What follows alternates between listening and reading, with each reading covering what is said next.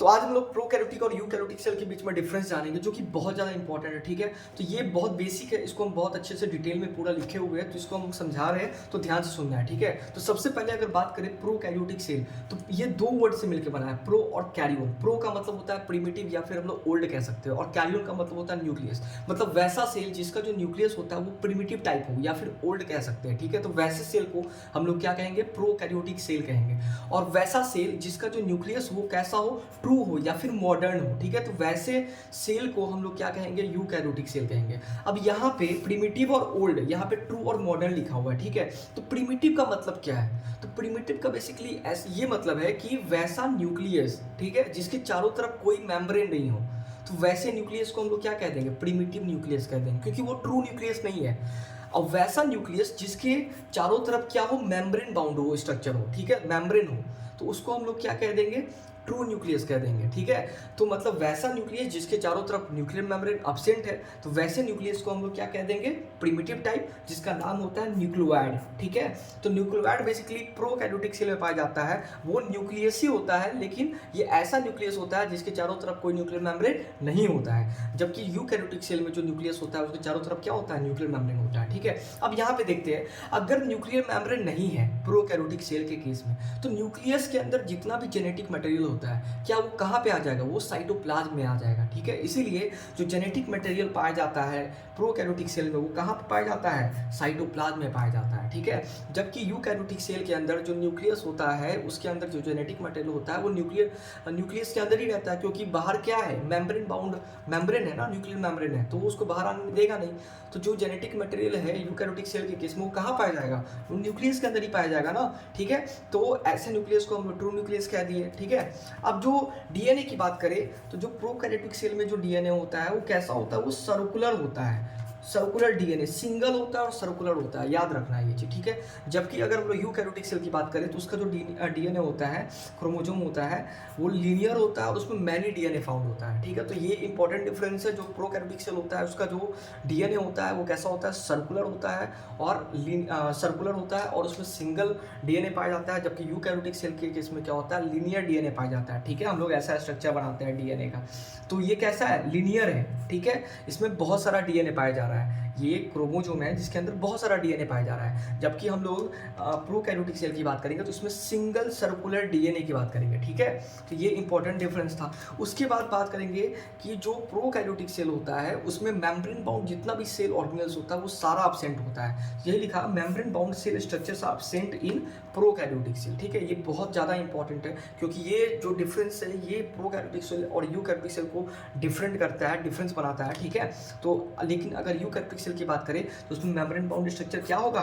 पाया जाएगा। ठीक है, तो वैसे ही यहाँ पे अभी क्या था, ट्रू न्यूक्लियस अब्सेंट था। हम लोग ट्रू न्यूक्लियस अब्सेंट क्यों कहते हैं, क्योंकि न्यूक्लियस के बाहर न्यूक्लियर मेम्ब्रेन होता है, जो कि था ही नहीं। ठीक है, तो वैसे ही जितना भी सेल ऑर्गेनल होता है, जितना भी स्ट्रक्चर होता है सेल के अंदर जिसके चारों तरफ मेम्ब्रेन होता है, वो कोई भी स्ट्रक्चर प्रोकैरियोटिक सेल में नहीं पाया जाता है। जबकि अगर यूकैरियोटिक सेल की बात करें तो जितना भी मेम्ब्रेन बाउंड स्ट्रक्चर होता है सारा यूकैरियोटिक सेल के अंदर पाया जाता है। ठीक है, अब मेम्ब्रेन बाउंड स्ट्रक्चर का हम एग्जाम्पल की बात करें तो क्लोरोप्लास्ट हो जाएगा, इंडोप्लाज्मिक रेटिकुलम हो जाएगा, गोल्गी बॉडी हो जाएगा, न्यूक्लियोलस हो जाएगा, और फिर से लाइसोसोम हो जाएगा, वैक्यूल्स हो जाएगा। तो ये सारा क्या है, मेम्ब्रेन बाउंड स्ट्रक्चर है। तो वही एग्जांपल में दिया है, lysosome single membrane bound structure है, वैक्यूल भी सिंगल मेम्ब्रेन बाउंड स्ट्रक्चर है। इसके वैक्यूल्स के मेम्ब्रेन को हम लोग क्या कहते हैं, वो सिंगल मेम्ब्रेन बाउंड स्ट्रक्चर को क्या कहते हैं, टोनोप्लास्ट कहते हैं। ठीक है, chloroplast, mitochondria, endoplasmic reticulum, Golgi body, ये सारा क्या मेम्ब्रेन बाउंड स्ट्रक्चर है। ठीक है, तो ये सारा प्रोकैरियोटिक सेल में क्या होगा, अब्सेंट होगा, जबकि यूकैरियोटिक सेल में क्या होगा, पाया जाएगा। ठीक है, उसके बाद हम राइबोसोम्स की बात करें तो याद रखना है कि जो राइबोसोम्स होता है वो क्या होता है, मेम्ब्रेन लेस स्ट्रक्चर होता है, मेम्ब्रेन लेस स्ट्रक्चर होता है। ठीक है, तो राइबोसोम मेम्ब्रेन लेस है, इसका मतलब है कि प्रोकैरियोटिक में पाया जाएगा और यूकैरियोटिक में पाया जाएगा। तो राइबोसोम के केस में तो डिफरेंस क्या है, तो डिफरेंस ये है कि राइबोसोम्स जो होता है वो दो टाइप का होता है। कितने टाइप का होता है, दो टाइप का होता है, 70S और 80S। ठीक है, तो याद रखना है कि जो राइबोसोम प्रोकैरियोटिक सेल में पाया जाएगा उसको हम लोग कहते हैं 70S टाइप ऑफ राइबोसोम्स। कौन सा ribosome, 70S type of ribosomes कहाँ पाया जाएगा, प्रोकैरियोटिक सेल में पाया जाएगा। और प्रोकैरियोटिक सेल के भी कहाँ पे पाया जाएगा, सेल के अंदर कहाँ पाया जाएगा, तो साइटोप्लाज्म में पाया जाएगा। याद रखना है, प्रोकैरियोटिक सेल में साइटोप्लाज्म में कौन सा टाइप ऑफ राइबोसोम होता है, तो 70s टाइप ऑफ राइबोसोम होता है। जबकि अगर यूकैरियोटिक सेल का बात करेंगे तो यूकैरियोटिक सेल में 70s और 80s दोनों पाया जाता है, ठीक है। प्रोकैरियोटिक सेल में सिर्फ क्या पाया जा रहा है, 70s टाइप पाया जा रहा है, जबकि यूकैरियोटिक सेल में 70s 80s दोनों पाया जा रहा है। डिपेंड करता है कि लोकेशन क्या है। अगर साइटोप्लाज्म की बात करेंगे तो साइटोप्लाज्म में जो यूकैरियोटिक सेल होता है उसमें 80s पाया जा रहा है। जबकि अगर सेल ऑर्गेनेल्स की बात करेंगे, ठीक है, जैसे कि न्यूक्लियस हो गया या फिर माइटोकॉन्ड्रिया हो गया या फिर क्लोरोप्लास्ट हो गया, ठीक है, तो ये तीनों मेम्ब्रेन सेल ऑर्गेनेल्स की बात कर रहे हैं, तो उसके अंदर कौन सा पाया जाएगा राइबोसोम का टाइप, 70s। तो याद रखना, ठीक है, राइबोसोम के केस में कोई भी सेल ऑर्गेनल नहीं है, वहां पे क्या है, साइटोप्लाज्म है, ठीक है। तो साइटोप्लाज्म में कौन सा राइबोसोम पाया जा रहा है, कौन सा टाइप, 70s टाइप। जबकि यूकैरियोटिक सेल की बात करेंगे तो वहां पे 70s और 80s दोनों पाया जा रहा है, ठीक है। अगर 70s की बात करेंगे तो कहाँ पाया जा रहा है, तो वो सेल ऑर्गेनल्स के अंदर पाया जा रहा है। और 80s कहाँ पाया जा रहा है, तो 80s साइटोप्लाज्म के अंदर पाया जा रहा है, ठीक है। तो ये बहुत ज्यादा इंपॉर्टेंट है। और आगे चल के 70s को भी डिवाइड करते हैं, जो 70s राइबोसोमल सब यूनिट होता है, ठीक है, तो वो भी क्या होता है कि 2 यूनिट से मिलकर बनता है, 30s और 50s। और जो 80s होता है राइबोसोम का टाइप, वो भी 2 यूनिट से मिलकर बनता है, क्या क्या, 40s और 60s, ठीक है। तो ये राइबोसोम का टाइप है, ये इसको हम लोग बाद में पढ़ेंगे, ठीक है, इसको अभी नहीं जानना, अभी बस दिमाग में रखना है कि what's difference between prokaryotic cell and eukaryotic cell, ठीक है। अब ये राइबोसोम का डिफरेंस था। अब उसके बाद यहाँ पे है मोस्टली आर हेट्रोट्रॉप्स। अब जितना भी प्रोकैरियोटिक सेल होता है ना, अधिकतर प्रोकैरियोटिक सेल जो होता है उसका नेचर कैसा होता है, हेट्रोट्रॉपिक नेचर होता है, ठीक है। उसका न्यूट्रिशन कैसा होता है, हेट्रोट्रॉपिक न्यूट्रिशन होता है। लेकिन कुछ होता है जो ऑटोट्रॉपिक भी नेचर शो करता है, ठीक है। ऑटोट्रॉपिक नेचर बेसिकली शो करता है, जैसे ब्लू ग्रीन एल्गी, ठीक है। ये क्या है, एक ब्लू ग्रीन एल्गी, नाम से तो एल्गी लग रहा है लेकिन एक्चुअल में ये क्या है, ये बैक्टीरिया है, जिसका दूसरा नाम होता है साइनोबैक्टीरिया। क्या कहते हैं इसको, साइनोबैक्टीरिया कहते हैं, ठीक है। जबकि जो यूकैरियोटिक सेल होता है उसमें ऑटोट्रॉपिक और हेटरोट्रॉपिक दोनों नेचर पाया जाता है, ठीक है। अब अगर प्रोकैरियोटिक सेल की बात करें तो ये हमेशा याद रखना है यूनिसेलुलर होता है, मतलब कि हमेशा ये सिंगल सेल से मिलकर बनेगा। जबकि जो यूकैरियोटिक सेल होता है वो क्या होता है, सिंगल सेलुलर भी होता है और मल्टी सेलुलर भी होता है, ठीक है। अब यहाँ पे उसका एग्जाम्पल अभी हम आगे बताते हैं, ठीक है। तो सबसे दूसरा डिफरेंस की बात करें तो लोकोमोटरी ऑर्गेन्स की बात करें, ठीक है।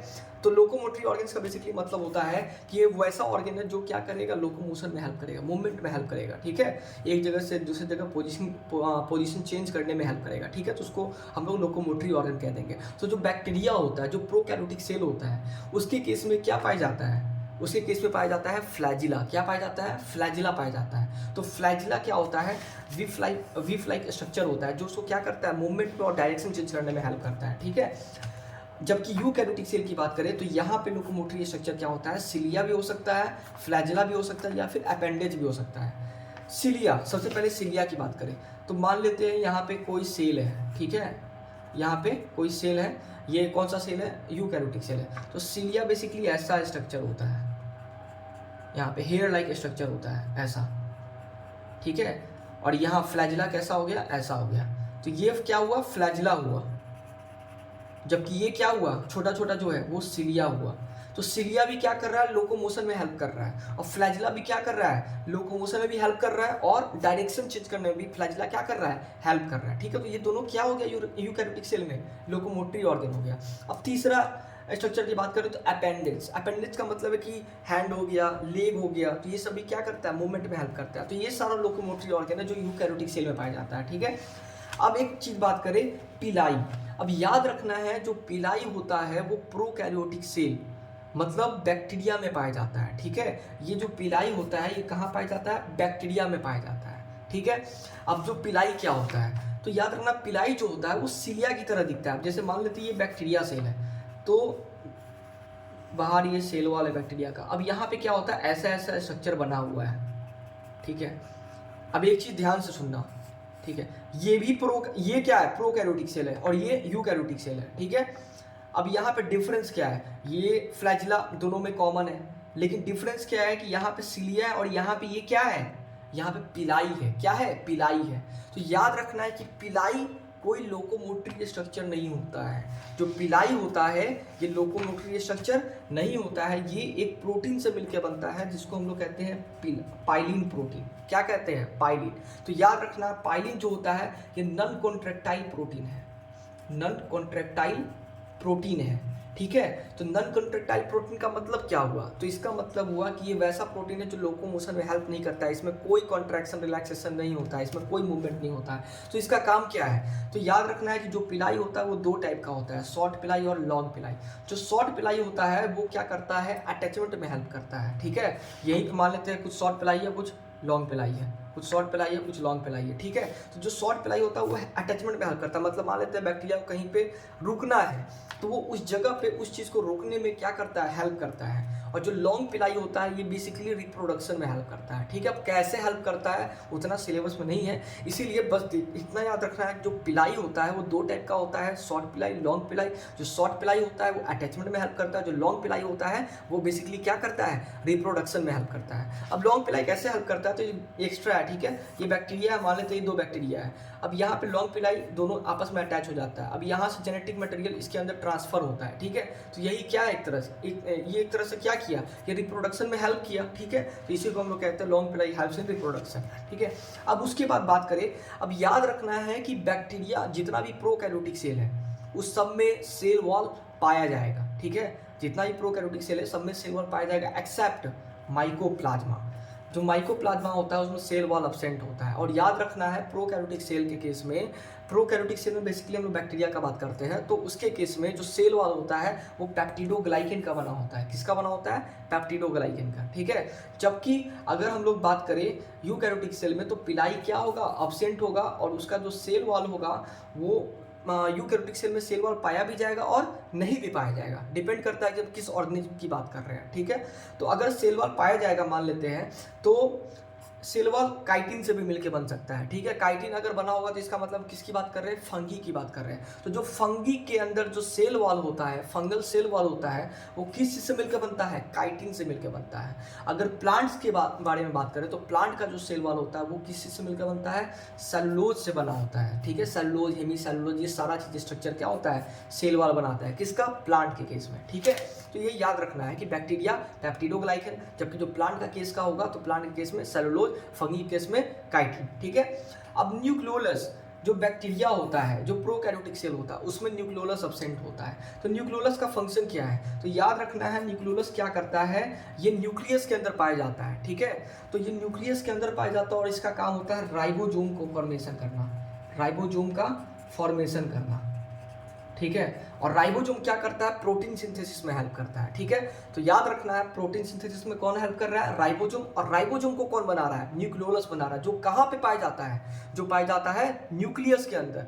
तो आप लोगों को पता होगा कि क्या बैक्टीरिया में, प्रोकैरियोटिक सेल में ट्रू न्यूक्लियस प्रेजेंट होता है? नहीं होता है। इसीलिए याद रखना कि प्रोकैरियोटिक सेल में न्यूक्लियोलस भी क्या होता है?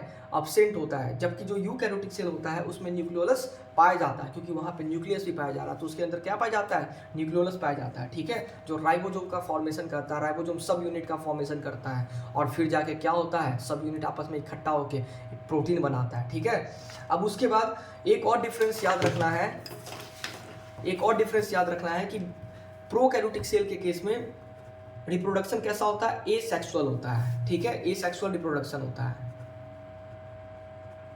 जबकि यूकैरियोटिक सेल की बात करेंगे तो इसमें कैसा होता है? एसेक्सुअल भी हो सकता है और सेक्सुअल भी हो सकता है। ठीक है, तो ये रिप्रोडक्शन का याद रखना है। अब एग्जाम्पल की बात करें तो एग्जाम्पल क्या होगा प्रोकैरियोटिक सेल का? तो इसका हम लोग बैक्टीरिया का बात करते हैं। ठीक है, तो बैक्टीरिया हो जाएगा, ब्लू ग्रीन एल्गी हो जाएगा, साइनोबैक्टीरिया हो जाएगा, माइकोप्लाज्मा हो जाएगा। तो ये किसका एग्जाम्पल है? प्रोकैरियोटिक सेल का एग्जाम्पल है। जबकि यूकैरियोटिक सेल की बात करें तो ईस्ट हो जाएगा। ईस्ट क्या है? यूनिसेलुलर फंगी है, जिसका यूज हम लोग फर्मेंटेशन में करते हैं, अल्कोहल प्रोडक्शन में। ठीक है, तो ईस्ट हो जाएगा, फंगी हो जाएगा, अमीबा हो जाएगा। अमीबा क्या है? अमीबा यूनिसेलुलर ऑर्गेनिज्म है जो कि इरेगुलर बॉडी शेप का होता है। ठीक है, प्लांट्स हो जाएगा, एनिमल्स हो जाएगा, ह्यूमन बींग्स हो जाएगा, अलगी हो जाएगा। तो ये सारा किसका एग्जांपल है? यूकैरियोटिक सेल का एग्जांपल है। तो इतना जो डिफरेंस था, ये डिफरेंस बहुत ज़्यादा इंपॉर्टेंट है और इसमें बहुत ज़्यादा कन्फ्यूजन होता है, तो इस डिफरेंस को अच्छे से रट जाना है। ठीक है, तो आज के क्लास के लिए बस इतना ही। होप करता हूँ कि आपको ये चीज़ समझ आया होगा।